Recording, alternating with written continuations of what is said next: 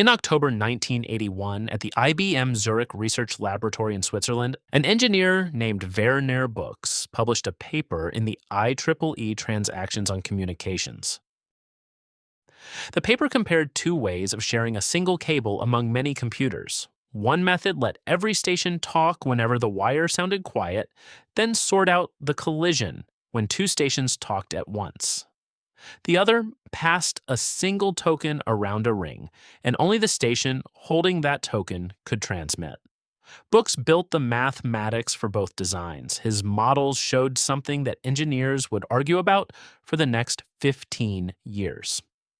Under heavy load, the ring held its throughput and kept its delay bounded, while the contention method lost ground as collisions multiplied. The ring was the better design under pressure, and the numbers proved it. That design became the token ring. It was faster under load, fairer to every station, and more predictable than the alternative. Yet it lost. The company that backed it was the most powerful computer maker on Earth. Why it lost is not the reason you have been told. Keep your attention on one small beige connector, because that connector is where this story ends. You remember the weight of it. In your palm sat the IBM data connector, a chunky beige block, the size of a large matchbox, and you pushed it into an identical block until both halves clicked. The connector had no male end and no female end. Any data connector could mate with any other data connector, which meant you never hunted for the right gender of plug in a dim wiring closet. You ran the heavy Type 1 shielded cable, two pairs wrapped in foil and braid, stiff enough to hold a shape when you bent it around a corner. At the computer, the cable ended in a 9-pin connector that screwed down tight. You plugged a station into the multi-station access unit and you heard it. A small relay inside the MAU snapped closed and the new station joined the ring. That sound told you the lobe was live. When a machine powered down or failed, the relay snapped open and the ring healed around the gap without dropping the network. You trusted that behavior. A single failed card on a shared Ethernet could flood the cable and take down every station on the segment, and you had watched it happen. On the ring, a 6th station was bypassed and it announced itself by beaconing, so you walked straight to the fault instead of guessing. You also knew the ring would never surprise you under load. When 80 users on a busy trading floor all hit the network at 9 in the morning, the token kept circulating, and every station got its turn within a bounded time. There was no scramble, no exponential backoff, no slowdown that grew worse exactly when the office grew busiest. You set the ring speed, you assigned the ring number, and you watched the lobe lights settle into a steady pattern. Inserting a station into the ring took a few seconds while it tested its own lobe and learned its neighbors. An active monitor station quietly kept the clock and cleared away orphaned frames, and most of the time you never thought about it at all. You could even grant a critical machine priority on the token, so it never waited behind routine traffic. The system behaved the way the mathematics said it would. For an engineer who valued predictability above raw flash, that behavior felt like the correct way to build a network.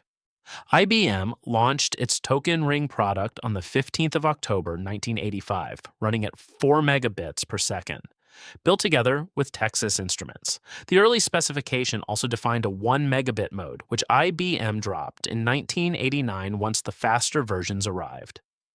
At its high point, the technology sat inside the institutions that could least afford a network failure. Banks ran it, insurance firms ran it. Hospitals moved patient records and large diagnostic images across it, and airlines tied terminals to mainframes with it. The reason was the mainframe connection. Token Ring folded cleanly into IBM's systems network architecture, the protocol family that ran corporate data processing. So a shop already committed to IBM mainframes treated Token Ring as the natural choice for the desks around them. The numbers from the period show how far that reach extended. In 1990, IBM held a worldwide market share of 57.7% in the 4 megabit Token Ring adapter business and 92.6% in the 16 megabit business. During 1991, vendors sold 1.4 million Token Ring adapters worldwide. The technology had real competitors who believed in it. Proteon and Madge networks built token ring hardware, and Madge in particular earned a reputation for adapters faster and cleaner than IBM's own. Look closer at that supplier list, though, and the first warning sign appears. By 1989, roughly 24 vendors made token ring products. The Ethernet side had already drawn about 200 vendors as early as 1987. One camp in this contest was a broad open market with hundreds of suppliers competing on every component. The other camp was a smaller cluster gathered around a single dominant sponsor. Back in 1980, the major computer makers, including IBM, DEC, Hewlett-Packard, and Data General, had agreed in principle to abandon closed networking and adopt open standards, yet they could not settle on one design and shipped two incompatible ones instead. Both vendor counts were still growing in the early 1990s, and from inside a token ring shop, the technology looked healthy, entrenched, and safe. It connected the most important machines in the building, carried the most important traffic, and almost never failed. The people who ran it had every reason to believe they had chosen correctly, and for a while they had. The money behind Token Ring flowed through a narrow channel, and that shape decided everything that followed. IBM designed the technology with Texas Instruments, which built the specialized chip set every adapter required. A token ring card was not a simple device. It carried its own processor and licensed firmware to manage the ring, recover from faults, and handle source routing, so each card cost more to build than an Ethernet card that pushed most of that work elsewhere. The interface chips alone made a token ring adapter cost roughly 3 times an Ethernet adapter built around a standard controller. A second cost sat on top of the silicon. Olof Söderblom, a Swedish inventor, held a patent on the token passing scheme, and he licensed it for royalties. IBM paid him $5 million for an unlimited license, and by 1990, his patent had collected around $20 million in total royalties across the industry. Every vendor who built a token ring product paid into that stream, and the cost passed through to the buyer. The cabling raised the bill again, since Type 1 shielded cable cost more than telephone-grade wire, and the multi-station access units and their connectors added still more. Now, set that against Ethernet's path. Ethernet adapter prices had fallen from $3,000 to $4,000 in 1980 to roughly $600 by 1985, and they kept falling.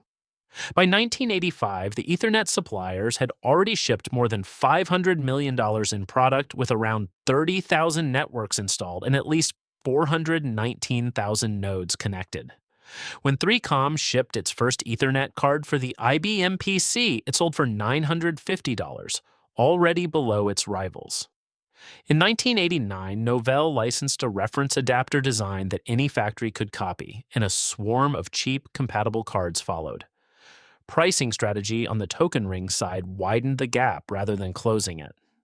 Madge Networks, the strongest independent, chose to compete with IBM on quality rather than price, which held premium pricing in place across the entire token ring market.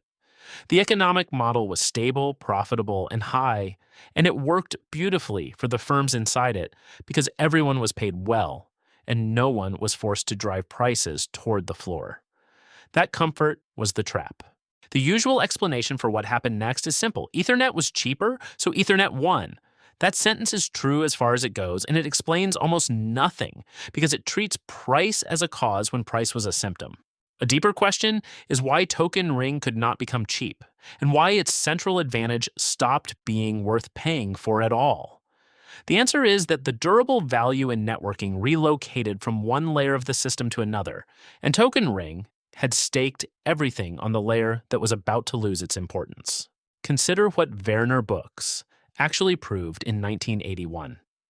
His result concerned sharing one cable among many stations. On a shared medium, the ring beat the contention method under load because the contention method wasted the wire on collisions while the ring did not. That advantage was real, and it was the entire reason to pay extra for a ring. The advantage also rested on a single condition. Stations had to share one medium and compete for access to it. The industry then removed that condition in 2 steps.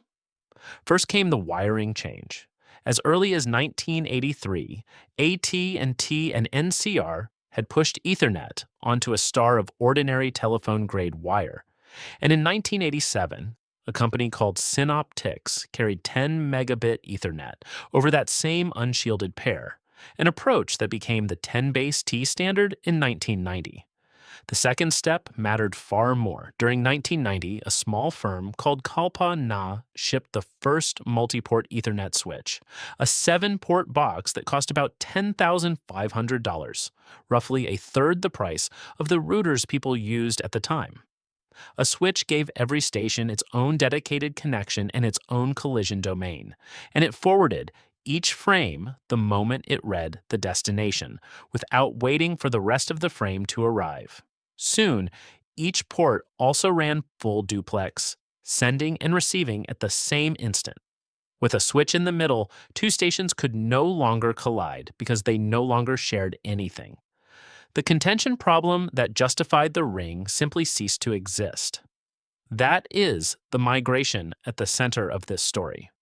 The value moved away from the clever access method, where token ring was genuinely superior, and toward the cheap, plain, dedicated port, where a ring offered nothing extra.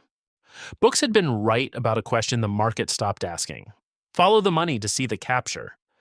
In a switched Ethernet network, the dollars collected at the port and the silicon inside it, parts that any of 200 vendors could supply, so margins fell and volume climbed together year after year. A token ring network collected its dollars at a complex licensed adapter that only a handful of firms could build, so margins stayed high and volume stayed low. The same deterministic service that once justified the premium was now available from the commodity port for almost nothing, which left the premium with nothing left to defend. Two patents explain why the cheap port belonged to Ethernet and not to token ring. The token passing idea carried Soderblom's royalty and sat under IBM's tight control, which is why only 24 firms ever built token ring parts. Switching grew from a different patent with a different owner. The first practical network bridge had been built at DEC by an engineer named Mark Kempf in 1983 in a product called the LAN Bridge 100, and DEC chose to license that bridge patent on royalty-free, non-discriminatory terms. That single decision let any company build switches without paying a toll to anyone. 200 vendors poured into Ethernet, drove the silicon down a volume curve, and made the switched port cheaper every year. Token ring could not follow because the layer where the new value lived was open to everyone except, in practical terms, itself. The better access method lost to the cheaper architecture around it, and the architecture was cheaper because its enabling patents were free and its suppliers were many. The displacement ran on a clear timeline, and each year removed another reason to choose the ring. Part of the damage was self-inflicted and early. Token ring standard took until October 1984 to finish, which delayed its arrival and slowed the growth of an independent supplier base before the product ever shipped. In 1989, IBM introduced the 16 megabit version, which beat shared Ethernet on raw speed. That edge did not hold because IBM could not run the 16 megabit ring over cheap telephone wire until 1991, while Ethernet had reached ordinary twisted pair years earlier.